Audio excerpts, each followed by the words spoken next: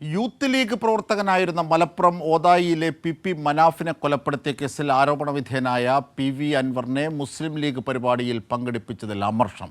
മനാഫിന്റെ രക്തസാക്ഷി ദിനത്തിലാണ് പരിപാടി സംഘടിപ്പിച്ചത്. 1995 ഏപ്രിൽ 13 മനാഫ് കൊല്ലപ്പെട്ടത്. കേസിൽ പി അൻവർ ശിക്ഷിക്കപ്പെട്ടില്ലെങ്കിലും മുസ്ലിം ലീഗ് പി അൻവറിനെ രാഷ്ട്രീയമായി ആക്രമിച്ചിരുന്നു. കൊലപാതകത്തിന്റെ മുഖ്യ ആസൂത്രകൻ എന്നാണ് പി അൻവറിനെ മുസ്ലിം ലീഗ് വിശേഷിപ്പിച്ചിരുന്നത്.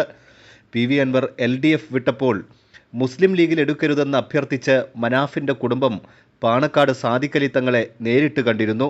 കോടതിയിൽ ഇപ്പോഴും ഞങ്ങൾ പ്രതീക്ഷ അർപ്പിക്കുന്നുണ്ട്. കാരണം അത് ഹൈക്കോടതിയിൽ സർക്കാരിൻ്റെ അപ്പീൽ നിലനിൽക്കുകയാണ്. ഞങ്ങളെ കുടുംബത്തിൻ്റെ തന്നെ ഞങ്ങളെ സഹോദരൻ റസാക്ക് നൽകിയിട്ടുള്ള ഞങ്ങളെ റിട്ട് പെറ്റീഷനും ഹൈക്കോടതിയിൽ നിലനിൽക്കുകയാണ്.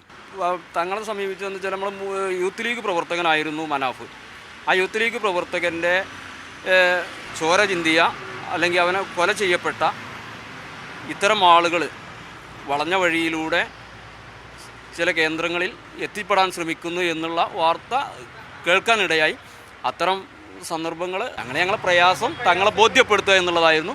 അത് ഞങ്ങൾ പറഞ്ഞിട്ടുണ്ട്. ഇതെല്ലാം മറന്നാണ് മനാഫിന്റെ ഓർമ്മ ദിനത്തിൽ മുസ്ലിം ലീഗ് വേദിയിലേക്ക് പി അൻവറിനെ ക്ഷണിച്ചത്.